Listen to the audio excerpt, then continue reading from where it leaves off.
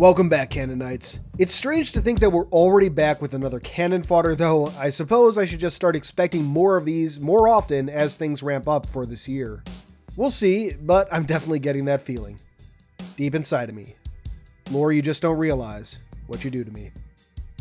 Anyway, this is another exciting issue of the regular Lore blog, diving into some of the Elite armor sets, yes Elites, that will be added to Halo 3 in the future. Hopefully Season 7, but we'll see. As with the most recent wave of Spartan armors, these sets are being ported over from Halo Online and continue the reintroduction of the Anvil Initiative into the canon. For those who may have forgotten, the Anvil Initiative is a post-war program meant to strengthen the relationships between the UNSC and Swords of Sanghelios, driving the development and sharing of new technologies. Part of this initiative includes Project Crucible, a cross-species training program held at the clandestine Anvil Station. So, without further ado, let's examine these new armor sets. First up is Keep Ward. Analogous in many ways to an honor guard, the Keep Wards are often tasked with maintaining the safety of a region's Kaidan. So, basically an honor guard for Sangheli Kaidans, the leaders of Sangheli clans. Visually, you can see the honor guard inspiration in the helmet, mixed with something like a Sangheli general's armor, which I imagine in lore, the inspiration would actually be the other way around. What really stands out, however, is the undersuit, a new design in comparison to the one used for default Halo 3 Elites. This new design is taken from the Halo 4 Sangheli undersuit, most visible on the Sangheli Ranger class, and reused for Halo 2 Anniversary's Elite armors. While we can't select an undersuit design in the current flight, I wonder if that might be a consideration down the line. I was always curious how 343 would handle importing these armors into Halo 3, given the differences between the Halo 3 and Halo 4/5 Elite designs, but it seems to work out just fine with Halo 3's armors, at least from what I can see.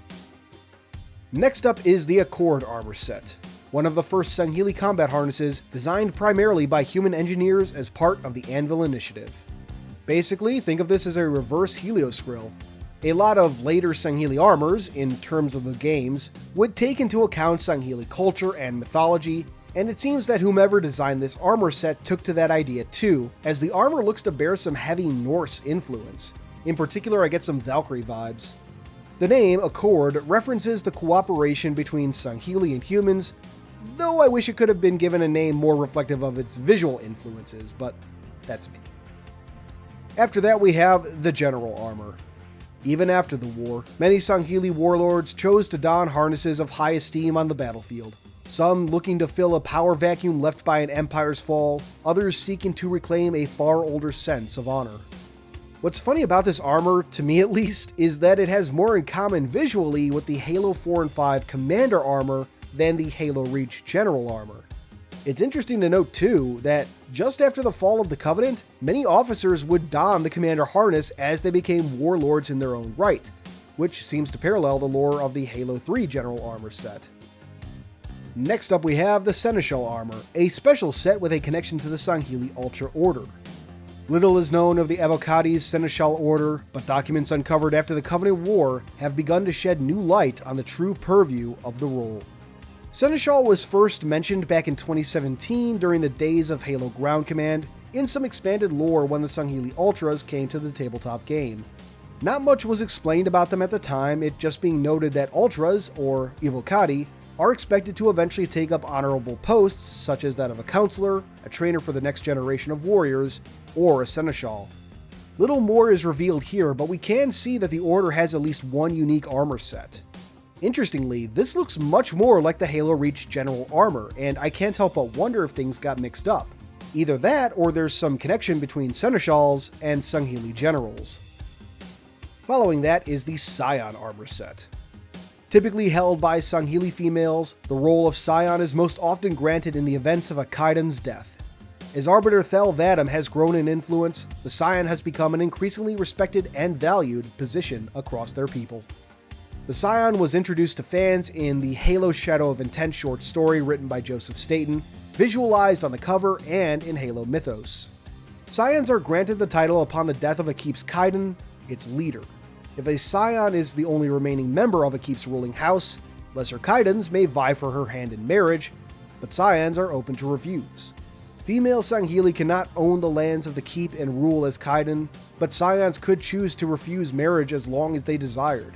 In fact, some Scions, like the Grey Maiden of Konar, had done just that, living under perpetual siege, fortified in their keeps. The Scion is a fascinating role that has seen increased respect under the more progressive influence of Thel 'Vadam, thanks in no small part to Tul Jiran, Scion of Jiran Keep from the aforementioned short story. It's a really good read if you haven't read it already. The armor here isn't one-to-one with previous depictions, but the visual similarities are clear, especially with the helmet, and it's just great to get a set like this in general. I think I know what I'll be rocking whenever I play as an elite. We next have another special armor set, Osuna.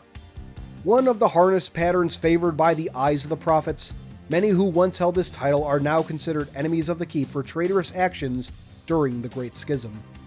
The Osuna rank, or title more accurately, first appeared in the novelization of Halo CE, Halo the Flood, and Osuna, Isna Nosuli, was appointed during the boarding of the Pillar of Autumn, sneaking around the ship to find its AI or senior personnel to gather any useful intel. He eventually snuck aboard the bridge crew escape pod chasing after Captain Keyes, where he was discovered by the captain and shot in the head. The rank made a second appearance, in a manner of speaking, in Halo 5's Mission Intel. It seems that the rank found use in Julum Dama's Covenant, if nowhere else, with one appointed during the final holdout on Sanghelios. Named Ata Dizoni, this Osuna was the one who proposed the attack on the Arbiter that Osiris helps fight off in the level enemy lines. This armor represents only one harness available to an Osuna, but it's the first visualization of the rank we've ever had, and I'm happy to see it here.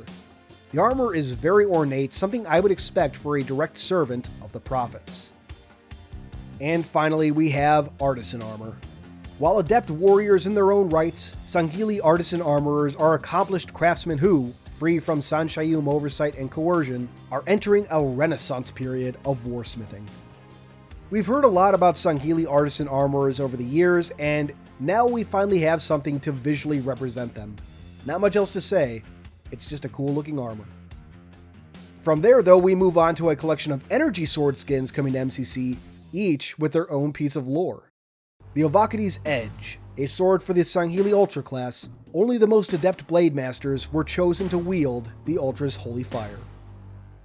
The Necroplasma, a sword glowing with fury for those who refuse to become pawns of the creeping death. This appears to be a reference to Halo 5's Infection Sword, itself aglow with a sickly green. The Light of Jaori is named for one of the 3 stars that Sanghelios orbits, whose warm light helps give Sanghelios life. This blade is for all who defend her. Interestingly, the name of this sword is fairly close to the name of a Sangheili blockade runner, Jaori's Light, a legendary ship that was able to evade destruction and capture during the War of Beginnings.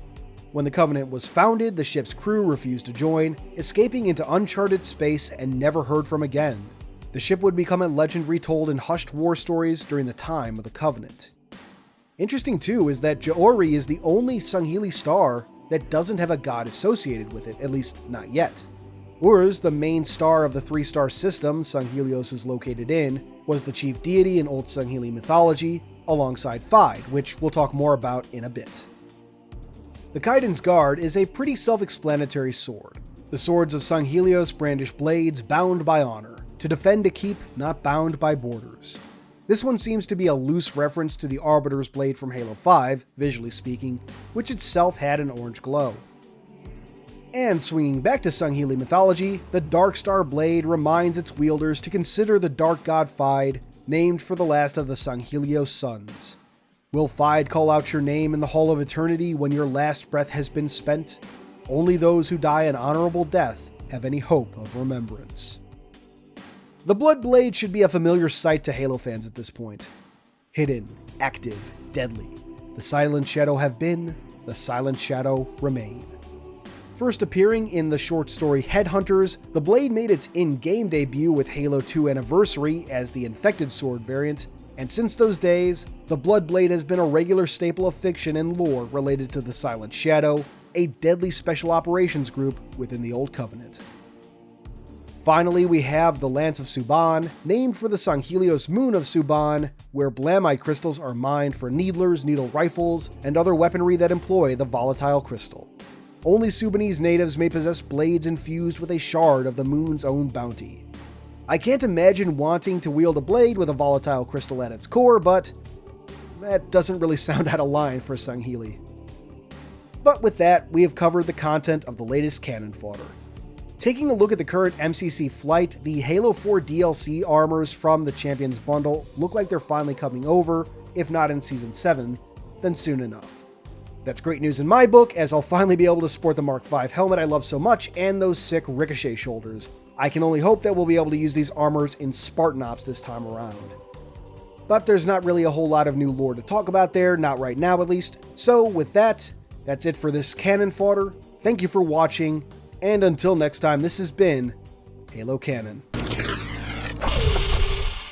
First, I'd like to give a big thank you to our Haruspice patron, Hope.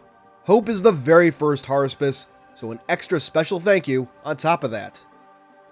Next, I'd like to thank our theoretical patrons. If you'd like to see your name here or get a direct shout out, check out patreon.com/halocanon. You can simply support the channel or get additional benefits, such as behind the scenes material and shoutouts like this. However, your continued viewership is more than enough for me. If you enjoyed this video, please consider giving it a thumbs up and maybe even subscribing to the channel if you haven't already. If you really enjoy this, turn on that notification bell so you can be among the first to see new videos when they release. But for all my fellow Canonites, keep on being awesome.